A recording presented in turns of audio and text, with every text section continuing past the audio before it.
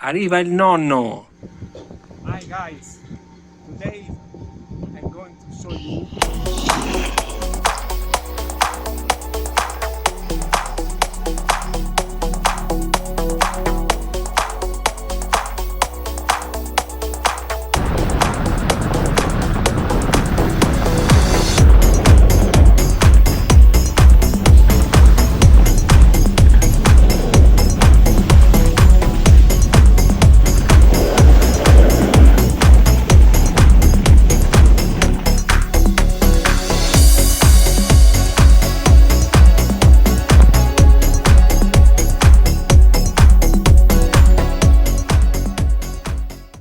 Ciao!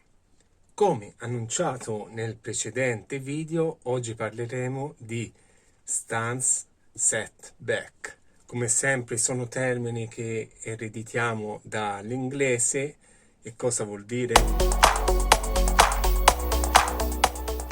Passo decentrato. Una piccola parentesi: in tutti questi video io vado a ruota libera, non seguo nessun testo, quindi posso dire anche qualche cavolata, per cui ti invito a partecipare commentando sotto a questo video. Grazie. Bene, cercherò di semplificare il più possibile. Come regolare il passo degli attacchi dello snowboard? Se hai già visto il 12° video in cui si parla di lunghezza dello snowboard, sicuramente hai anche una tavola col passo giusto. Quindi il primo termine è lo stance width, cioè la larghezza passo. È la distanza espressa in centimetri tra il centro dell'attacco anteriore e il centro di quello posteriore. Possiamo vederlo facilmente sulla mia Salomon Super 8 perché è indicato questo passo proprio sulla tavola.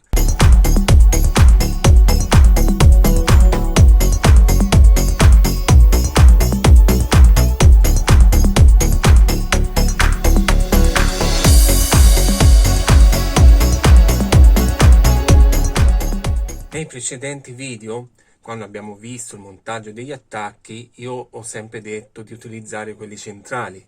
Oggi invece possiamo vedere che si può modificare lo stance, cioè il passo, in base al nostro stile di discesa. Un passo stretto favorisce una risposta rapida in curva. Un passo largo dà più stabilità ad alte velocità, ma ne risente l'impostazione della curva.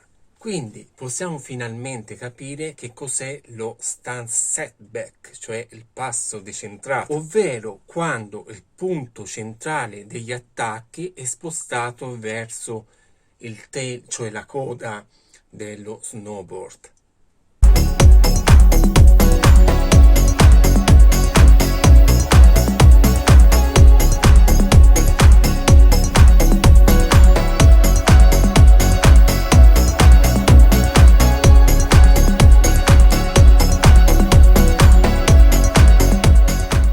Nella Salomon Super 8, come hai visto, il passo è già decentrato, perché si tratta di una tavola directional shape con un backset camber profile che tradotto in italiano è lo spostamento del camber sull'attacco posteriore. Parleremo del camber nel prossimo video. Oggi finiamo di parlare di setback, che ne esistono di due tipi. Zero setback, quindi passo centrato, utilizzato soprattutto in snowpark e permette di andare sia in fakie che in forward. Uno stance offset, cioè passo decentrato, utilizzato soprattutto quando si va in neve fresca. Lo snowboard avrà un tail più corto rispetto al noise. Vediamo in pratica la coda.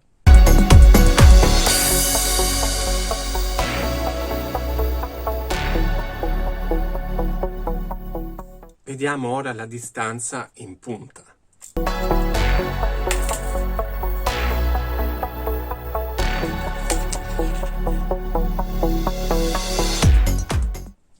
Generalmente il range è fra i 2 e i 5 cm.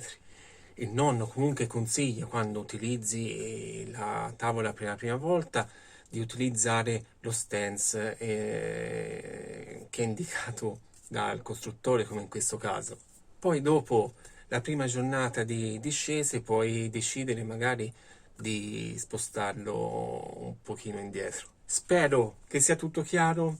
Keep in touch e ci vediamo nel prossimo video, che parleremo finalmente di camber. Ciao!